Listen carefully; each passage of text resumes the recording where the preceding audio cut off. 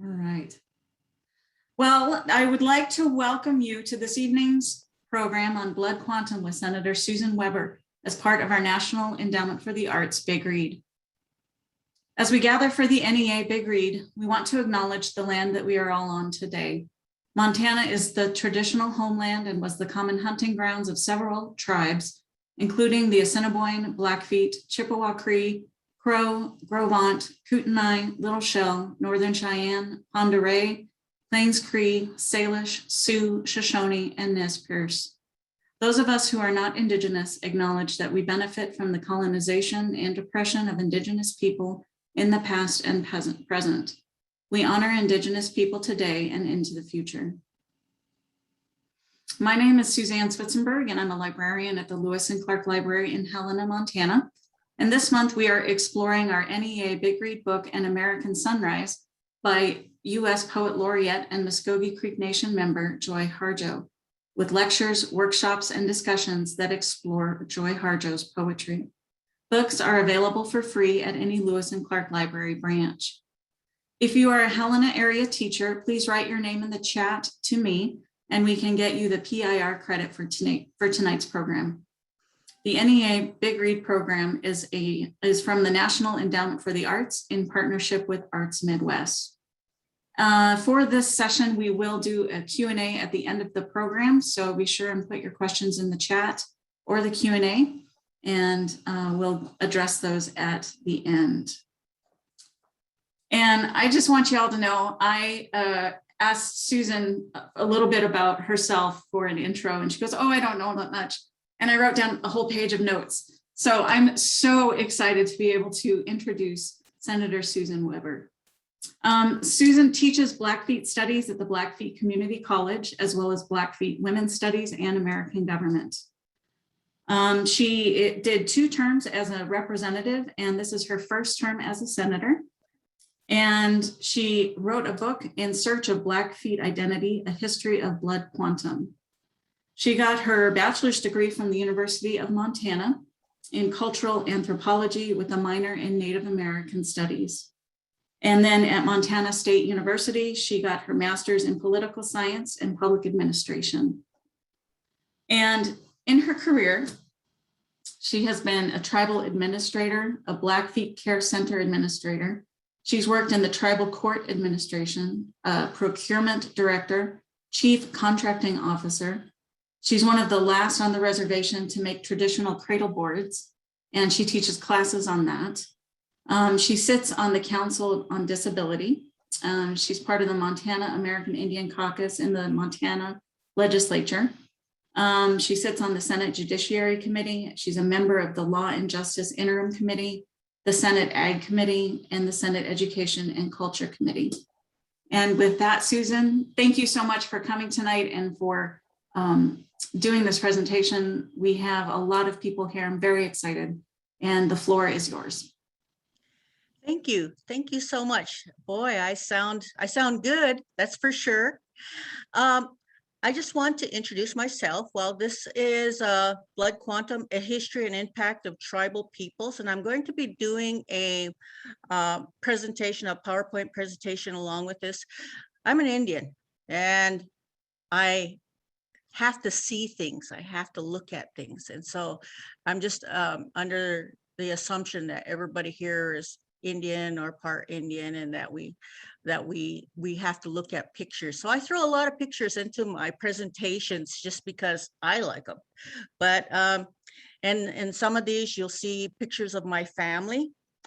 And so here I am, Susan A. Weber. My name is Matumaki, First Strike. Nistua Matumaki, I'm First Strike.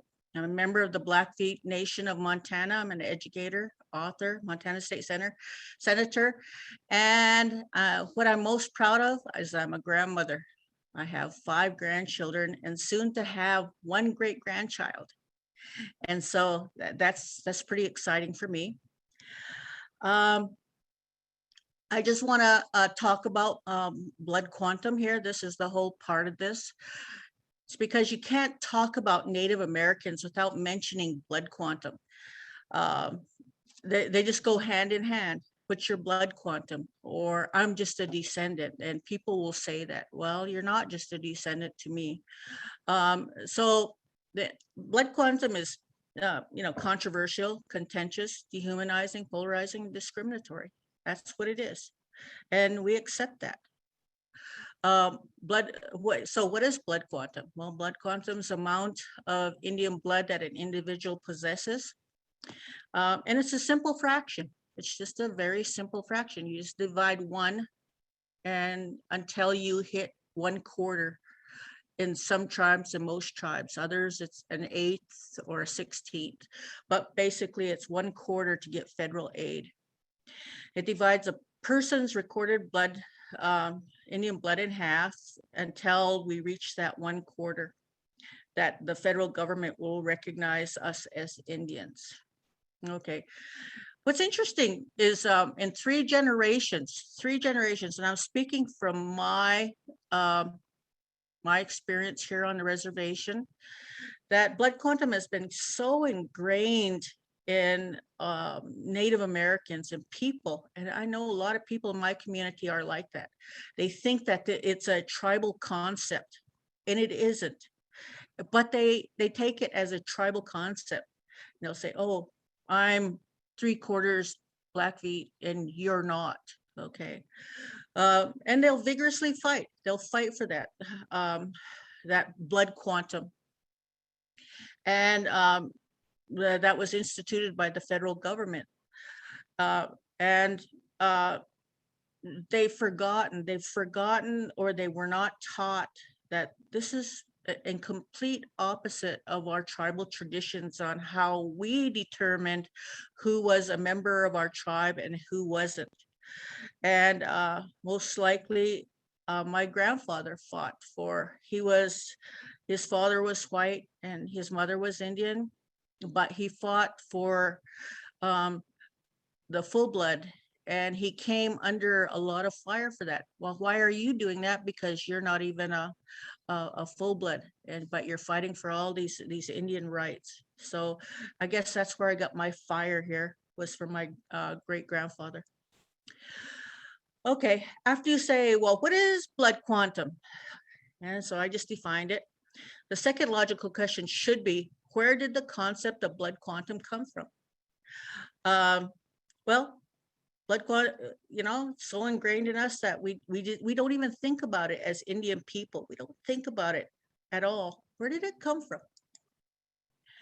An important date to remember is 1691 for Indians. And you can forget it, but it's 1691, the colony of Virginia passed a law determining Native Americans were inherently free people and prohibited enslaving them. Prior to that, they would try to enslave us. We weren't very good slaves, by the way. And they'd either have to kill us or we ran away. So, but the tribes we always considered ourselves free peoples. So we have to remember, in the beginning, there were 3 races that built America: the red, the black, and the white. And I'm going to show you that it wasn't for our race that blood quantum was established. Since history was written by white colonists, the contribution of the Native American and Afro-American have been omitted from our country's story. So we don't see very much. And now I'm going to go into the colonies and blood quantum. I got a book, and it was by William Katz, and I was doing, but I had to add that in because he gave quite a history. I would recommend his book. And it's Black Indian, A Hidden Heritage, in 2016, I believe. He just looked at the struggles that Afro-Americans had, and so that they could be included in American society. But he told stories about African captives who escaped their white captors, and then they took shelter in the Indian communities. And the 2 races were actually thrown together because here was the Indian, they were getting pushed out, and these slaves would come in and they would they would welcome them because they had a common enemy, the colonists. And as time went on, the half Indian, half African offspring who were born free presented a political problem for the colonists. They were free. And how were they going to deal with African participation in the new colonial governments? Well, nothing was ever said about Native American participation in colonial governments. They were just inconsequential. There's no word about that, but they were worried about the free Africans that were now growing up in America. So what did they do? So this is the very, very beginnings of blood quantum. They used something that they were familiar with, Old English inheritance law. Of course, they were from Europe, so they were very familiar with that, and so they used it. So this English inheritance law would determine the legal status. Well, there it is, of free and mixed race colonial Africans. Oops. English inheritance law was used to determine the legal claim of members of the same family who had the same parents versus those that had only one parent in common. And they were divided into whole bloods or full bloods. And we would say, full brothers and half brothers, I guess, would be what we would say today. And then they inherited accordingly. And so the first documented use of blood fractions to determine race happened in 1785. The colony of Virginia would put into law a definition of mulatto. Okay, mulatto is just a mixed blood African or Negro. And so they put into law so that and they said that if a person shall be 1/4 or more Negro blood and shall be deemed a mulatto. This was to keep free people of African descent from running for public office. So it's political. Blood quantum is political. As the colonies became more established, they passed laws to prevent people of color from basically holding offices or testifying in court. They said only a white person could testify against another white person in the court of law. So that left open a lot of issues of crime against people of color. In 1662, Virginia slave law, which was established in 1662, utilized partus sequitur ventrum, or offspring follows the mother, to determine if a mixed race, a Negro was a free person or were free persons or slaves. So today, I'll get to that portion. I just had a thought. I kind of got off a little thought here. This slave law would be tested in Virginia in 1806 with Hudgens versus Wright. It was a freedom suit brought by Jackie Wright as she fought for the freedom of herself and her 2 children. Hudgens versus V. Wright. Holder Hudgens was Jackie Wright's master. He claimed that Wright was legally a slave because she was of partial African descent. She had this fancy lawyer, a great lawyer, George K. Taylor, and he argued that his client was of Indian descent and Hudgens had to prove otherwise. The burden of proof was on Mr. Hudgens. Then, so we get into the circuit or the Virginia Supreme Court, and we go before Judge George Wythe, and his decision was partially based on a 1976 Virginia Declaration of Rights that said all residents of Virginia were presumed free. Anyway, at the end, he deemed that the Wright family was free because Hutchins failed to prove that Wright's maternal descent was African. And this was interesting because there was no birth certificates or other identification papers at the time like we have today. So you can't just say, hey, this is my mother and father. So he couldn't. It was impossible for him to produce any evidence for his claim that Mrs. Wright and her children were his property. Of course, there was immediate uproar. Slave owners argued that the decision infringed upon their property rights. Slaves were property. In the end, Mrs. Wright and her children remained free, though. Here's another one, and it's inhabitants of Andover versus the inhabitants of Canton. In 1860, these two Massachusetts towns were arguing about who was to legally support a mixed blood Indian pauper. The child's father was a slave. His mother was a half Indian, half white. Now, this is where it affects us and later on. The case hinged on if the mother was seen as a Punkapoag Indian by the Indian community. And the tribe did. There's very few times that the tribes would actually release or I guess slaves. They just absorbed them because we had a common enemy, like I had said before. So it says it's immaterial of her descent as long as she associated with the tribe making one of their own. And that's how that came about. So being accepted in as a member of the tribal community is traditional and is one of our traditional criteria for membership into a tribe.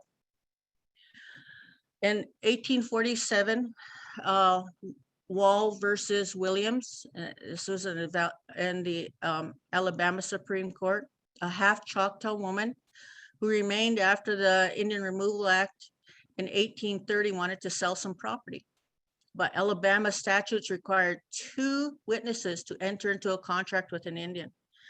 Okay, and so the court concluded that the word Indian includes not only those who have no admixture of blood with the white or Negro races, but those descendants of Indians who have become thus mixed, yet retain their distinctive character as members of the tribe from which they trace their descent.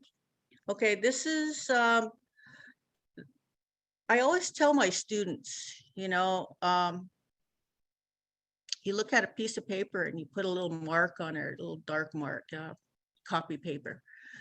Well, people will only see that mark. That's your Indianness. And so for the tribes, that was, they were Indian. So the Alabama decisions established that mixed bloods were Indian. Indiana took a shot at it in defining who was an Indian in 1856, when a woman of 3/8 Miami descent made a will without legislative approval. We had to get it approval for everything. Indiana recognized that anyone with 1/8 mixed blood descent was an Indian. The Miami woman was deemed an Indian, thus her will was not recognized by the state. Virginia in 1866 would define an Indian as a person not of colored, an Indian person, not a colored person having 1/4 or more Indian blood. This was the first use of 1/4 blood quantum, which would kind of become pervasive in federal Indian policy, determine who was an Indian. Now we're going to go into the federal government, and I'm kind of going fast here because I got quite a few slides and I want to, and we only got an hour, so I'm just really blazing through this. I just have to tell you, I am not a lawyer and I am a historian. And so I'm just covering this the way I, as an Indian, would understand it. just cover it. And I'm tracing this through history. I am not a lawyer, I'm a lawmaker, but this is what I have here so that my students can understand it as well. And if you get into it, and you have a law degree, then more power to you, because you can really delve into these areas. But for this project, this is what I'm doing, is just an overview. Okay, so here's the federal government blood quantum. Okay, so we talk about the Dawes Act, which was the General Allotment Act of 1887. That did the most damage to tribes and tribal communities than any other assimilation policy before and after its implementation. The act would end tribal land collectives. The tribal land base eroded by approximately 90 million acres. The surplus land was sold to non-Indians, sometimes for only $1 an acre. And that was just horrible. The General Allotment Act, it would only give allotments to those deemed members of the tribe. In the 1800s, they started to keep annual Indian censuses. In early 1800, they start keeping, and they would include the blood quantum of those people. Not a lot. I've looked at quite a few censuses, and they would just add them as Indian, and unless they had an Anglo name, and then they would just put a half or whatever, mixed blood, mixed. So but these censuses were adopted by the General Allotment Act to determine who was eligible for those land allotments. They put a deadline on it, and I speak from the Blackfeet because I am Blackfeet. The Blackfeet deadline was in 1920. So if you look at the 1935 Blackfeet census, you will see that they kind of stop right there. And anybody before that got an allotment. So they were allotted Indians, and usually starts with an A. So like Blackfeet, our tribal number is 201, meaning we're Blackfeet. Have a dash, and you have an A, and then about 6 numbers or whatever, 5 numbers behind it. So that A means you're allotted.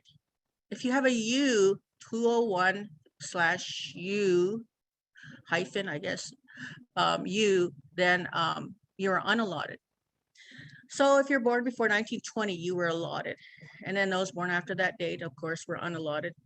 In the case of the Blackfeet, there were far more unallotted tribal members than allottees. There's a lot of things going on at that time in most tribes. And there was just prior to this time, we had the starvation time, which was from 1879 to 1883. More than 600 of us died of starvation when our reservation was overrun with cattle, and we couldn't kill them, or else we'll be hung. So it's, I guess, what are you gonna do? So in the allotment, the Blackfeet lost 800,000 acres. But that wasn't uncommon for a lot of the tribes who lost great pieces of land. All of us lost during the Allotment Act. So as we're allotting land, the question of mixed blood Indians would arise. And what is their status? Were they Indian or were they white? So here's the Secretary of Interior, and he was given the responsibility to make that decision. He instructed his agents to use partus sequitur ventrum, or the children follow the mother, in the allotments. But individual agents on the reservation retained, I guess, the authority, or just didn't, in the complete defiance of the secretary's instructions, decided who would be included in the allotment and who wouldn't. So some of the agents used partus sequitur partum, sequitur partum, or the children follow the father in determining who got an allotment. If the father is white, the children were white, and so they weren't eligible for an allotment. This is kind of interesting, and I put it here. Patrum, sequitur, patrum described the Indians' mixture of blood, but it didn't change their legal status as an Indian. They may not have been eligible for an allotment because they were white as defined by the agency, but they were not granted American citizenship either because they were Indian. So that was kind of a catch-22 there for these people. Okay, this contradiction in U.S. Indian policy didn't go unnoticed. So in 1890, Commissioner of Indian Affairs Thomas Morgan, he brought this up, and he said, and you got to think here, it's Old English, so the way they write, I always have to read that stuff over and over again to bring it into the terminology we use today. But he stated that persons would be disbarred from participating in tribal benefits. The admixture of blood, however, must be considered in connection with all the circumstances of each case. He went on to suggest that denying benefits to mixed blood Indians disturbed the very foundation of federal government's trust responsibility. And then, so there was a practice that they would define an Indian to fit the situation. And that's basically what individual agents were doing on the ground. So they fit the situation. Here's some of them, okay? In 1888, Congress banned white men from marrying Indian women and sharing in tribal property unless they were a member of another tribe. So say if I married, a Salish Kootenai, then, but today that can't happen. But he would be able to share in my allotment.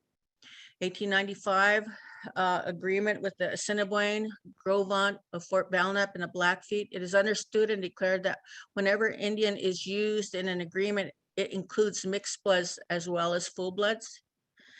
1887 and 1895 was when the land on our eastern side was, and I want to say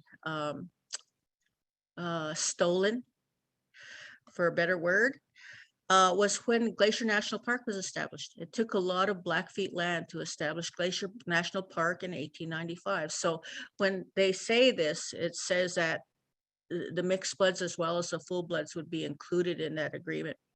In 1897, Congress made it a crime to sell liquor to Indians, including mixed bloods. So they keep adding those mixed bloods in the policy. 1903, Congress and the BIA would apply blood quantum to release restrictions on the sale of Indian allotments. And this was to do with the Burke Act, and so that they can get more land away from the Indians after the General Allotment Act. So that's what it was in 1905. Wait, now, hold on. 1903, yeah. And 1905, Congress would allow Indian children to attend school with white children if they led a civilized life. Okay, what is a civilized life? If they were Christian and they dressed as non-Indians, cut their hair, that type of thing. In 1918, the U.S. Senate would amend the General Allotment Act to release a 25-year restriction for selling one's allotment to 1/4. So any Indian that got an allotment, whether you were a mixed blood or not, you got an allotment, then there was a 25-year restriction. You had to work that land for 25 years, and then you could basically get the title to the property. But the Burke Act basically said, oh, now if you're 1/4, you can sell your property anytime. And so that's how they got, that's how we got really checkerboarded reservations.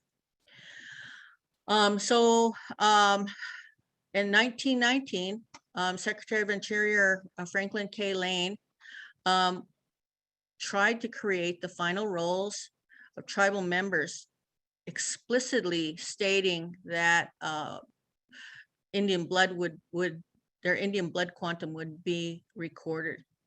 In 1921, Congress had defined Native Hawaiians as 1/2 blood quantum. So the Native Hawaiians did have a land allotment, and they lost a lot of land, or the islands. And so, but they were half. It wasn't 1/4 or less, they were half. And Congress determined that, not the Native Hawaiians themselves. So in 1925, Congress prohibited non-Indian spouses of Indian women from inheriting the wife's property. That used to happen a lot here. Non-Indians would marry Indian women just for basically for their property. Also, we had a tribal credit program that they were eligible for too. So they would take advantage of the tribal credit programs. In 1928 to 1956, Congress restricted allotments to the 5 civilized tribes to 1/2. You see that there's situations here, and I haven't delved into that, the 5 civilized tribes, why they did that, but basically that's what happened, and a few times, not just once. In 1931, Congress prohibited individuals with less than 1/16 blood from being tribal members of the Eastern Cherokee. Today, the Cherokee is basically neck and neck with the Dene on who has the most members. I think they're about 250,000 apiece. That's how big they are. In 1934, Congress put in a statute that defined Menominee as 1/4 blood. And so it was situational. They just used it. And if we looked into their history, these tribal histories, then you can see why they had done that. And that was not that's not what I'm doing for the purpose of this session. Okay, so we get into the reservation era. In 1871, Congress abolished the treaty era. And now we're into the reservation era. So no longer were tribes independent nations or tribes. They were wards of the government. And the reservation era lasted from 1871 to 1883. During the reservation era, Congress would assume total control of the day-to-day management of the tribes. In Blackfeet, it was so prevalent that the superintendent would even, in a couple cases, tell people who they were going to marry. So that is really getting into just right into our daily lives. So you can see where we were afraid, of the superintendent. He was next to God. Okay, at that time they expanded the federal criminal jurisdiction on reservations with only a simple majority instead of 2/3.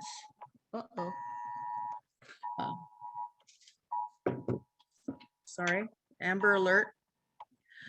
And then they also had a policy of assimilation, and this is where we get our boarding schools. This picture actually is Fort Shaw, right? That's on within Blackfeet territory. And then we have the whole stories of what had happened in these schools, which is pretty atrocious and horrible. And we still live with the residual effects of the assimilation of Native Americans in these boarding schools, these Indian schools. Okay, so here we are, a mixed blood status. Okay, the status of mixed bloods has always been a question, and especially in relations to the benefits and the jurisdiction. So this person is mixed bloods. Does the federal government only have half jurisdiction of this person? Well, they don't know. They have no idea.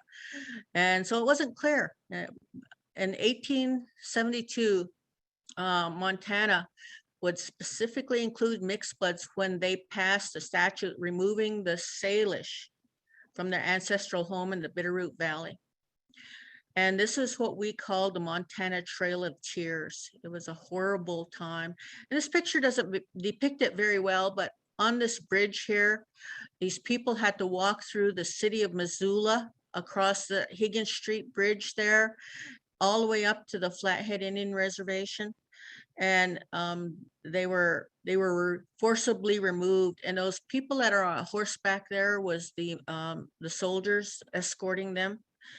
And in 1891, Chief Charlo, including the mixed bloods, had to walk to take this 50-mile or so or longer. And it was very bitter today when the Salish Kootenai, because I represent them in the state of Montana in my Senate district.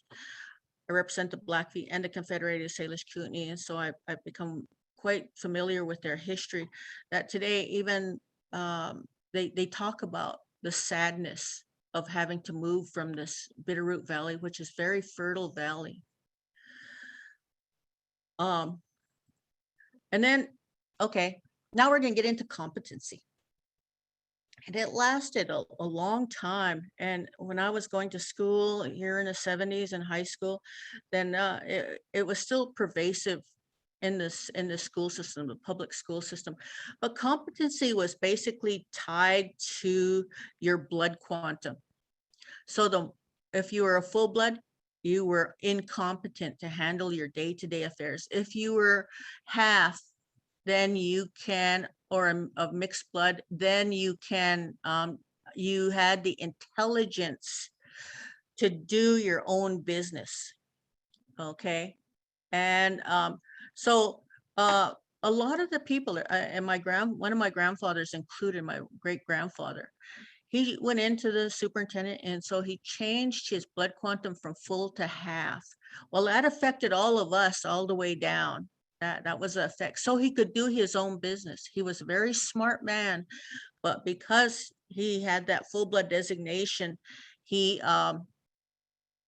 couldn't do his own business. And that was rather sad for the family, and it affects us, like I said, today. So his blood quantum makes us less, all his descendants less Indian, have less Indian blood. So this competency based on your blood quantum is basically racism. It was a notion that Indians being lower on the evolutionary scale and less intelligent led Congress to question the competency of people. And this was used, this is a political thing, used to get around the General Allotment Act and take more land. So the Force Fee Patent Act, which my grandmother and my grandfather lived through, it just was based on the racial superiority of whites. When Congress said half-blood Indians were competent and should be allowed to sell their allotments because they were less Indian. So if you were less Indian, or white blood made them competent and capable of making business decisions. Indians, one half or less than one half or less than 3/4 Indian blood were released from the restrictions of the General Allotment Act. So this was justified that in this little statement here, And it is believed that in the view of their white parentage and in their opportunities for education, all Indians of less than one half blood could be entrusted with the untramplable management of their lands. It was also believed that Indians with less than 20 or 75% Indian blood should be authorized to sell their surplus lands because they had opportunity for education. So they got to keep the 3/4 bloods got to keep their homestead, their homestead where their house was, but they could sell the rest of their land. Okay, but those with 3/4 or more Indian blood were considered incompetent, and the Burke Act did not apply to them. The BIA would continue to manage their day-to-day affairs because they were incapable of doing so themselves. And that just smacks of racism right there. Now we turn our eyes to the Indian Reorganization Act, IRA, 1934, which was basically the Wheeler-Howard Act. And it was the Indian New Deal. And my grandmother always talked about this. She says, this saved us. This act saved us. Without that, we would have lost everything in the previous general allotment and the Burke Act. Okay, so John Collier was the Commissioner of Indian Affairs, and if you ever read any kind of Indian history or Indian law, then John Collier's name comes up continuously. Okay, so he stopped the forced fee patents. He also stopped the forced assimilation of Native Americans. But he would finally also define who was an Indian. And he recommended that an Indian should be all those of Indian descent who were members of a tribe. So that's us that are enrolled. Their descendants who reside on the reservation. That means, okay, even if they don't hit the 1/4 blood quantum and not enrolled, they're still Indian. And so they are still members of the tribe. And all others that are 1/4 or more. So the Blackfeet, before we had, by 1964, it stopped. But prior to that, there was a lot of tribal peoples that were less than 1/4. And they got grandfathered into our enrollment because of this. And but those people are well over in their 60s, and there was 250 of them. And they're all passing, and there's just a handful of them left that were grandfathered in with less than 1/4 blood. Now we get into a room for error. Okay, we have, like I said before, there was a tribal censuses going on all the time since the early 1800s. I looked back and 1805, 1810. They would do censuses on the Indians. And so in his administration, Commissioner Collier would make it mandatory. Before, it was just kind of hit and miss, even though those early censuses were used in the General Allotment Act. Now he made it mandatory, and that it should be kept for all Indians. In the beginning, and in this picture, I don't know if you see it very well. In the beginning, it was the count, and then their Indian name and their Indian translation, if they were male, female, if they were the son and daughter. It was real simple stuff. And then if there was a different relationship to the head of the family.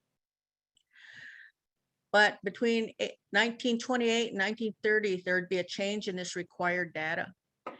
Individual Indian information would include their English name and their English given name. No longer were they using their Indian name. Their allotment number or their annuity identification numbers, their degree of blood, marital status, ward status, place of residence, and other information that were labeled in remarks. So now they're getting more and more precise. In 1930, though, there was a few changes that were happening. Okay, and that was in 1935. Oh, well, this was Collier, and he was trying to rein in everything there. And so the requirements for enrollment changed in about a 4 or 5 year span. And so in 1930, we'd see this, as I say, compressed blood quantum data. So the circular 2676, the Indian census form, this is federal government, so the every form has its number. It stated that it must be filled out in absolute conformity to instructions. For degree of blood, the symbols F for full blood, quarter plus for 1/4, 1/4 or more Indian blood, and minus a quarter for those less than a fourth. No substitutes were allowed. So you only got 3 blood quantums. This would kind of mess everybody up at a later date. So this policy change, I have an example here. So in this example, if an individual was 1/2 and another was 3/4, both of them were, or 3/4, and both of them would be recorded as a quarter plus or a quarter. And a lot of times, because everything was done, and you look at the censuses, a lot of times you can't make out if it's the minus or plus sign. They would just kind of disappear. So it looked like everybody was a quarter blood if they weren't 4/4, and it didn't make any distinction between less than a quarter or more than a quarter. So it was all 1/4. So this is where errors started to come in our tribal rolls, which would affect us today. So Collier tried to correct the record. So that was 1930. So this is 33. And so he wanted to be exact as possible. And those were his words, and exact as possible. Indian agents were to use full blood, 3/4, 1/4, 1/8 for accuracy. However, the 1930 census, where the blood quantums were compressed, sometimes made it impossible. So right there, you kind of have some issues. If you didn't really know the people, you would have to, just guess. And there was a lot of guessing going on. So that makes the Blackfeet 1935 base rolls wrong. A lot of them are wrong.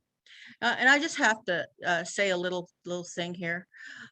So we're still tied to annuities, not just land, but we're still tied to annuities. And when I did my analysis of the Blackfeet base rolls, and I looked at these people's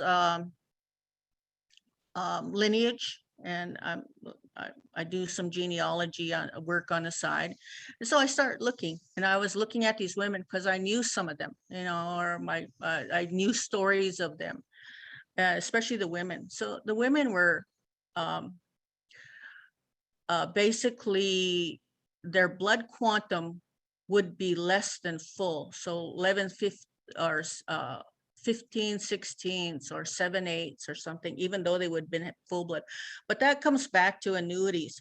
So if the husband was full blood, the wife was full blood, but her blood was changed, he would get a full annuity payment.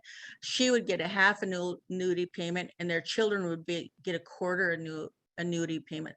So women, in several cases in the Blackfeet rolls, their blood quantum was changed so that the federal government would not have to give them a full allotment or a full annuity payment. Okay, so now we're going to go into the tribal constitution and membership. So in the IRA of 1934, the tribes were required to adopt the Constitution and certify membership rolls. Okay, so they were given really a short window to do this. I think they were given months. And but this was, when Indians talk, when we talk, it was a collective. And so this time frame really underscored how we did it traditionally, how we made decisions traditionally. And so we took our time. We had lots and lots of discussion and story, and I have a typo there. I just saw it. And then we would come up to a tribal consensus, especially in these life-changing decisions, such as moving into a new government. Okay, well, Collier anticipated this. And so he provided the tribes with boilerplate constitutions and he also provided the official membership roles that were maintained by the BIA for them to be certified by the tribes. So he had everything set up, and Blackfeet took the IRA. And I just have to say, being a historian, they accepted the IRA in 1935 and the IRA Constitution. And 1936, they came in and wanted to rescind it. But we were already caught. We already had accepted it in the eyes of the federal government. Okay, living in fear. This is my grandmother. Her name is Nellie Bulshu Rivas, and a beautiful woman, kind, generous. She was a force to be reckoned with, that's for sure. And but on the side, when we were alone, she'd always tell me, I was one of her older granddaughters, and she'd always tell me when we were alone, and in a real soft voice. My grandmother had this big booming voice. She would say, you know, when she spoke, the house listened. That, you know, in this hushed voice, that her blood quantum was wrong. And she would say that, my blood quantum is wrong, you know, my girl. But she was afraid that basically someone is listening would overhear her, you know, questioning the BIA, questioning the authority of this entity that was next to God for an Indian. Okay, really, to me, growing up in a different age, you know, it was troubling, to say the least, because my grandmother could move mountains. You know, she was strong, opinionated, resilient. She ran her household with a firm hand, and she faced everything head on, and she never backed down. But yet, this fear, this, you know, this fear, and that is our greatest fear. And she only feared one thing, and that was being removed from the tribal roles. Okay. So she lived all her life under control of the BIA, and she knew that the retaliation would be swift and horrible if she questioned them. And in 2019, just a couple of years ago, my grandmother's first cousin, her name is Omi, and she wanted to get her grandchildren enrolled. So she asked me, because she knew I was doing this work, and to help her. And she also insisted that her blood quantum was wrong. But just like my grandmother, she was afraid to go and question the roles. And that would be questioning the BIA, even though the tribe had taken over the tribal roles. And the tribe maintains our tribal roles, but still she was afraid they could just go in and X you out, you know. And she was that fear of generations of being under the BIA stuck with them. Okay, let's look at a few statistics here. Okay, we have about 18,000. When I asked our tribal enrollment how many full bloods we have, of that 18,000, we have about 150 full bloods left. the last full-blood Blackfeet to be born was born in December 1975. That would make that individual 46 years old. The tribe has an annual mortality rate of 250. That was the average, and I took an average of like 4 years of enrolled members. Now, our enrollment department doesn't keep very good statistics on descendants, but they do have to keep them on the enrolled members. So that's enrolled members only. And then you're going to say, like I did, was like, holy bleep, you know. And that raised this year during the COVID pandemic. That number has risen to 307 to date. We had 57 deaths on our reservation as of Sunday of COVID. And so we are really being hit in our community with the pandemic. And then there's only between 50 and 60, and this is from the enrollment department, of children that are enrolled annually. And you can see the disparity, 250 mortality and only 50 to 60. And they said that was in this 4 years, there was like 52 or, you know, whatever. And so I just took an average and kind of averaged that out. Okay, so we're going to talk about how this is affecting us. Where the indicators, current indicators of mathematical genocide. So we know this is happening already. We know that mathematical genocide is happening already just because of these factors. Okay, the Blackfeet tribe in 2007, when it started, that they'd make fewer per capita checks. Per capita checks are only given to enrolled members, and that trend continued 2018, 2019, all the way into well, we haven't gotten our per capita this year, but we got to see that trend. It's going down. They're cutting fewer and fewer per capita checks, so that's an indicator of the start of that we're not replenishing, I guess, for a better word, our membership. And then since federal funding is based on enrolled membership, we're losing funding for organizations, federal funding for organizations, including Blackfeet Community College, Indian Health Service, and Impact Aid for public schools.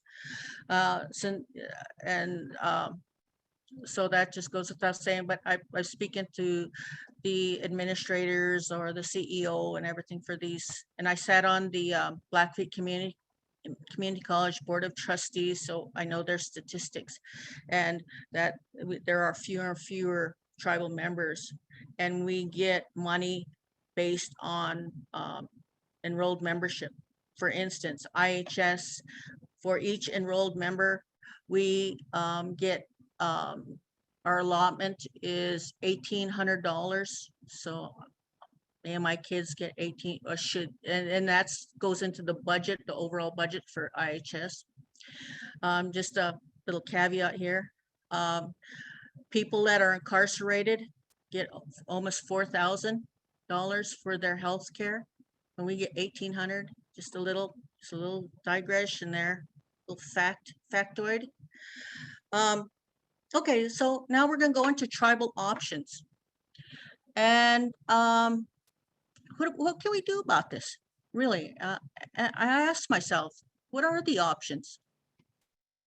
And that's, I think, why we're here, why people are here on this session, is we do have options. In our Constitution, in the IRA constitutions that we accepted in 1935, the tribes have two responsibilities. One is to our tribal resources, our land, our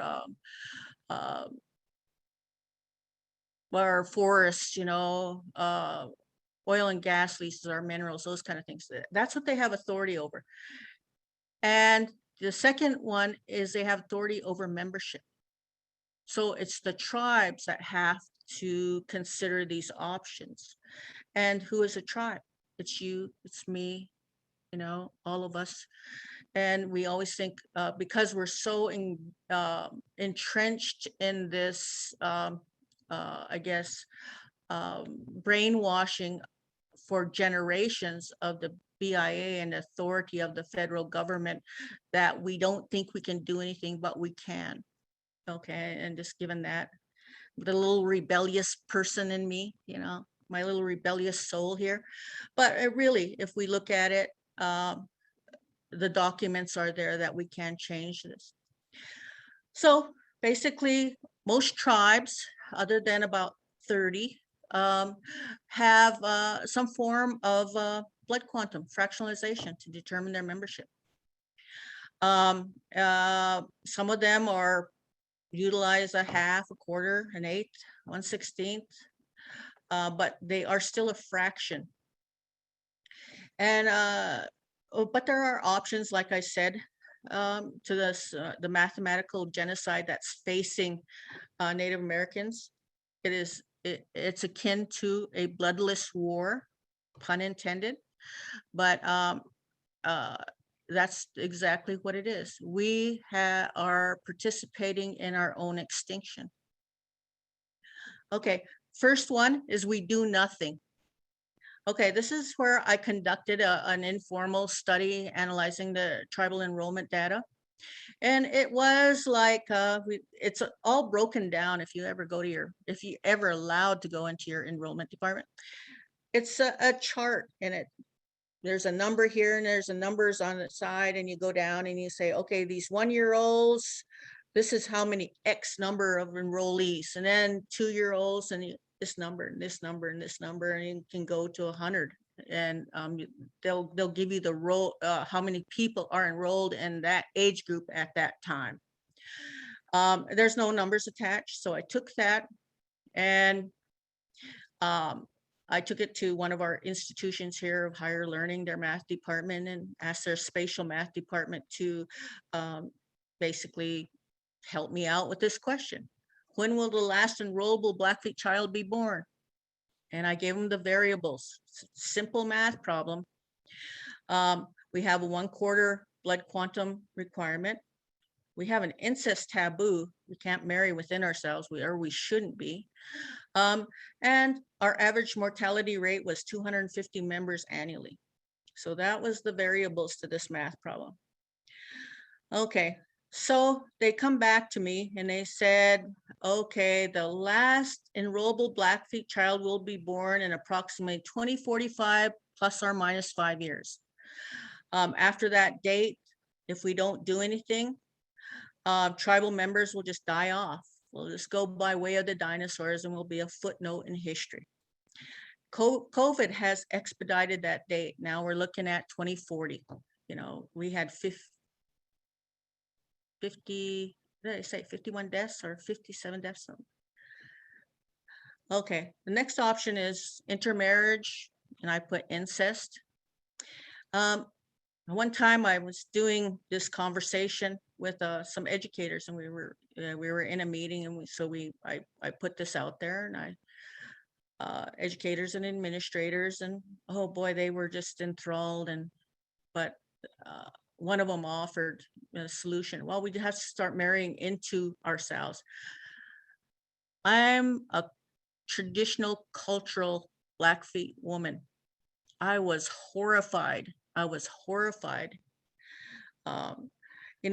tribes knew the science of genetics. That's why we had a incest taboo. They realized that there was, the physical, psychological, and social side effects of offspring in these types of marriages. And I just have to say, I'll just tell you a little story here that happened to my family. Was that my cousin, she's my first cousin, but she was enrolled in Yakima. Before they used Mexican or Hispanics, they used Indians as migrant workers. And so a lot of Indians from here, including my uncles, would go to Yakima and work the fields. And so they married into the Yakima tribe, and she rarely came over, but she went to Haskell and she married a man there, but he had changed his name from his Indian name and shortened it. And so she wasn't aware that she always just thought that was his Indian name. And they got married. And here we have, they had the same grandparents, or yeah, grandparents.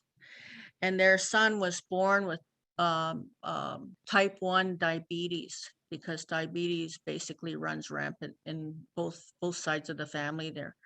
And she'd always say, "Hey, I have an aunt that lives here." Says, "No, no, no, you probably don't." She says, "No, I do. Here, it was my mother."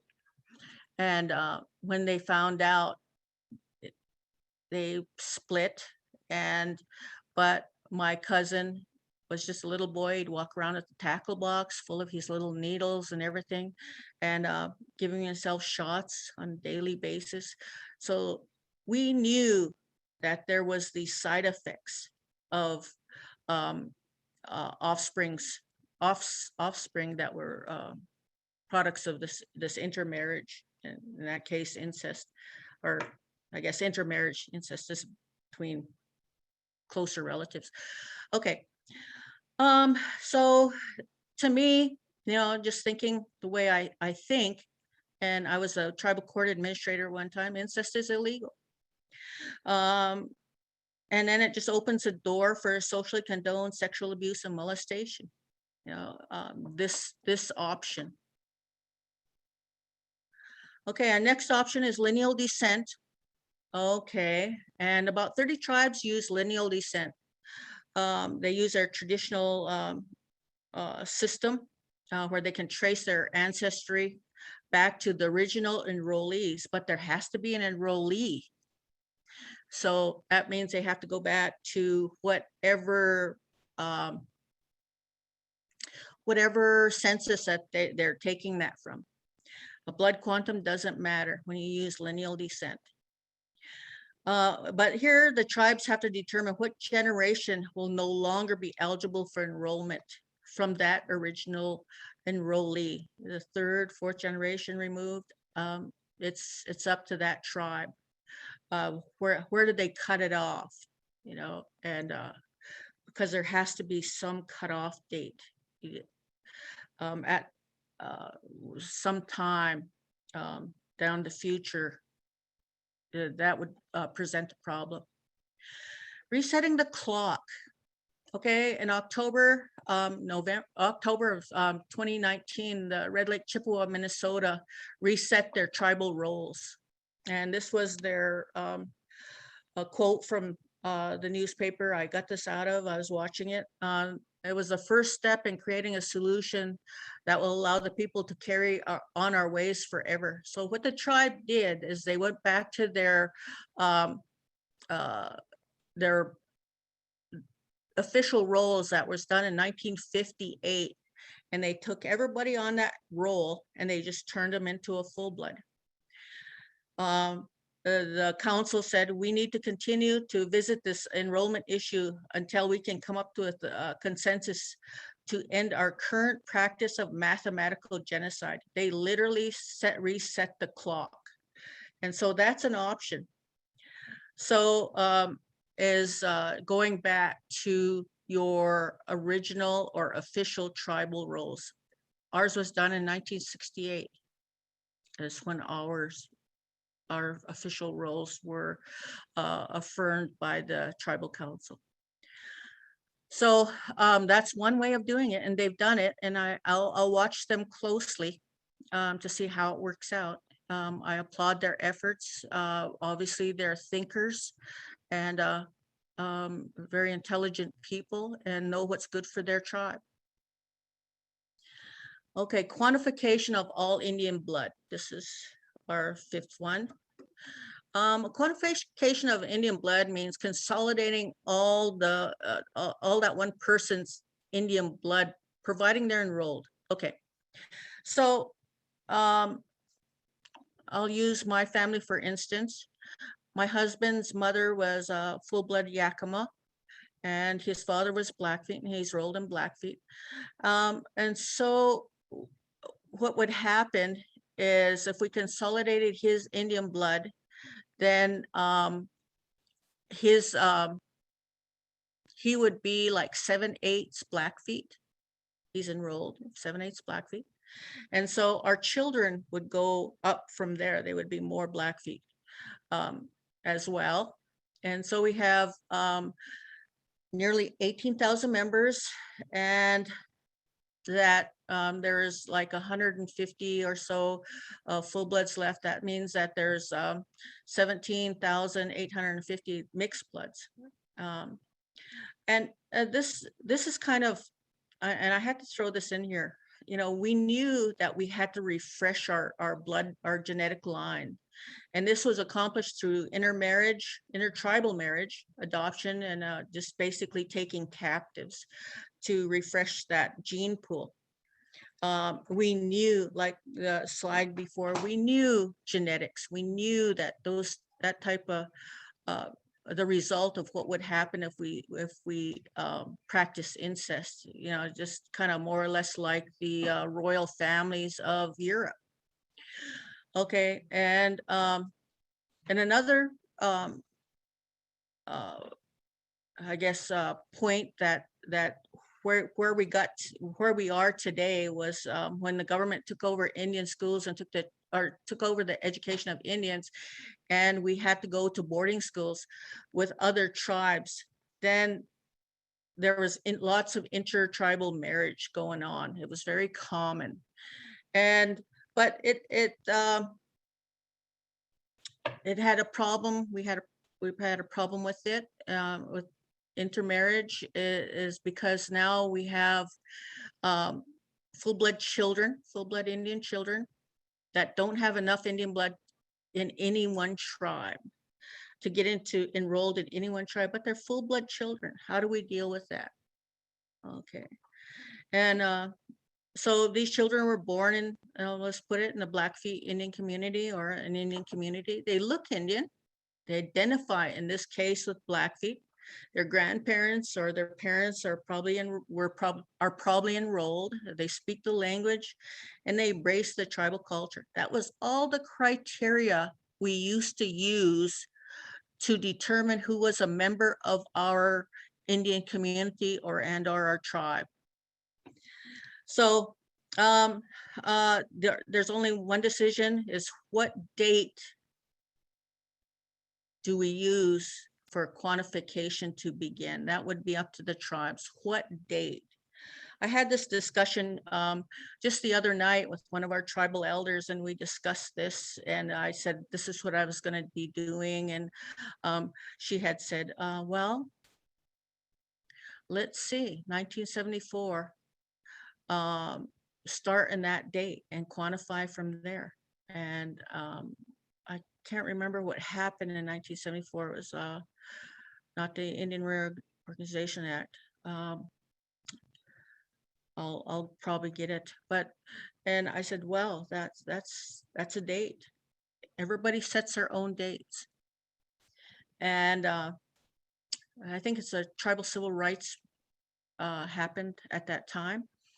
And she says, why don't we start there? Let's see what happens. So we can get our bright minds, our students, our young people that have these fresh minds that think out of the box to say, this is what we're going to do. And then they have to show their work as a teacher, have to show their work, have to show how they got to that point. The last one is adding 1/4 to your current blood quantum. This also requires that, 1/4. We understand 1/4 because it's so entrenched in the American Indian lexicon that we think it's traditional. But if we added 1/4 to all those enrolled and or on the base rolls of the tribe, in our case in 1968, or they did it in 1968, but backdated it to 1934. So whatever people were in 1930 on the rolls in 1934, they would add 1/4 if they were less than or if they were on the rolls. And so that way And like in my grandfather's case, when he went into the superintendent and changed his blood quantum from full blood to half, so he could do his own business, that would correct a little bit of that. And it would correct some, but not all. But this is a quarter. And so this will allow those with 1/100th of a degree that are just barely off the rolls, 0.22 instead of 25. And then they would get on the rolls at this point if we used this adding 1/4. Okay, here's my opinion. So I've had a lot of time to think. In 1986, I was attending the University of Montana. I took this class called Reservation Indian. Gotta be. But during that class, I had the wonderful instructor. I start realizing that I may be seeing the extinction of my tribe in my lifetime, and here it is. If I live another 19 years, I will see the beginnings of the extinction of my tribe.